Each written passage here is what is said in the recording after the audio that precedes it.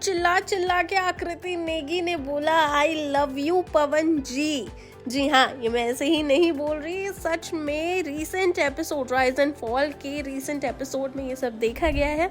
जी हाँ, चलिए आपको बता देते हैं कि एक्चुअल में हुआ क्या।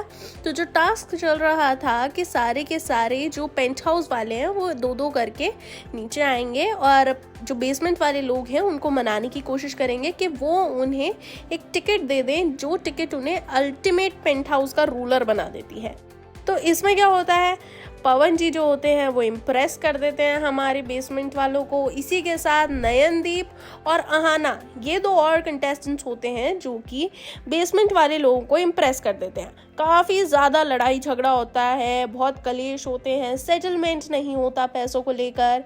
अर्जुन बिजलानी बोलते हैं 13 लाख चाहिए हमें सारे के सारे कंटेस्टेंट से 3 टिकट्स बेचने के लिए, लेकिन वहीं आरुष भोला और आकृति नेगी समझते हैं कि भाई जितने भी पैसे आ रहे हैं एटलीस्ट वो तो आए, ऐसा ना हो कि कार्य ही रद्द हो जाए।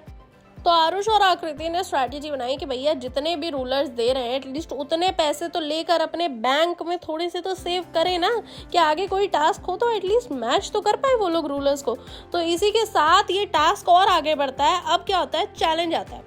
अब चैलेंज जो होता है वो 3 लोगों के बीच में होता है, नयनदीप, अहाना और पवन सिंह के बीच में। अब इस चैलेंज में क्या होता है, एक मेज होता है जिसमें इन तीनों को अपने एक एक दावेदार को भेजना होता है और वो वहां से एक डायमंड को उठाकर अपनी एक पोटली में रख लेते हैं।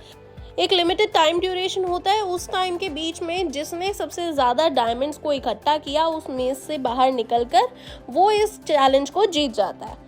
लेकिन यहाँ पर एक ट्विस्ट जरूर होता है कि जितने भी रूलर्स हैं ना, ये 3 रूलर्स यानी कि नयन, पवन सिंह और आना, इन तीनों को चूज करना होता है बेसमेंट वाले लोगों में से अपना अपना एक एक सपोर्टर, जो कि उस मेज में जाएगा अपनी आंखों पे पट्टी बांध के, और ये लोग उसको टीवी में से देखकर गाइड करेंगे कि भैया लेफ्ट लो राइट लो, ठीक है। तो आना जो है वो चूज करती है अपने long time friend Arjun Bijlani को, वहीं पवन सिंह चूज करते हैं अपनी फेवरेट आकृति को। अच्छा, एक और चीज मैं आपको बता दूं, यहाँ पर पवन सिंह ने मूवी दे दी है आकृति को।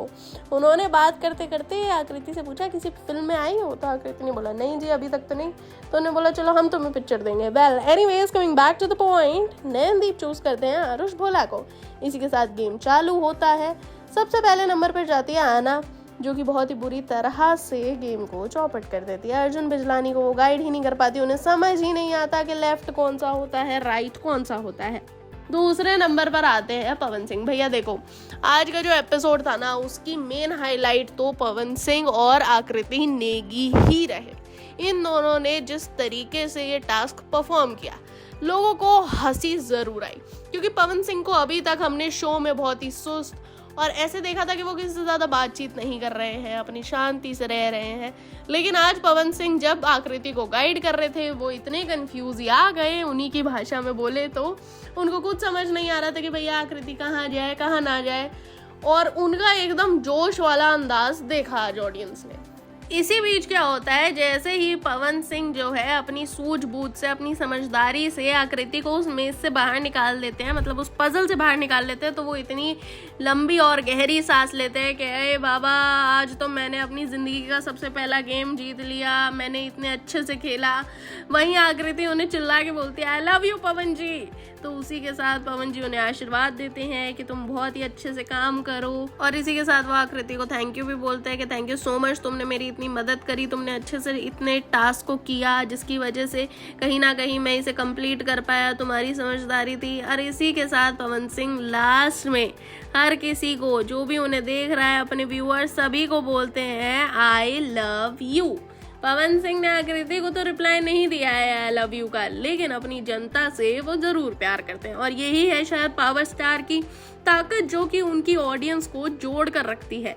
आप लोग पवन सिंह के कितने बड़े फैन हैं, फटाफट से कमेंट सेक्शन में बताएं। और साथ ही मैं आपको अपडेट दे देती हूँ कि नयनदीप इस टास्क के विनर हैं। उन्होंने और आरुष भोला ने बहुत ही शांत स्वभाव से, बहुत ही शांति से 25 डायमंड्स इकट्ठे किए, जिसकी वजह से वो अल्टीमेट पेंट हाउस रूलर बन चुके हैं।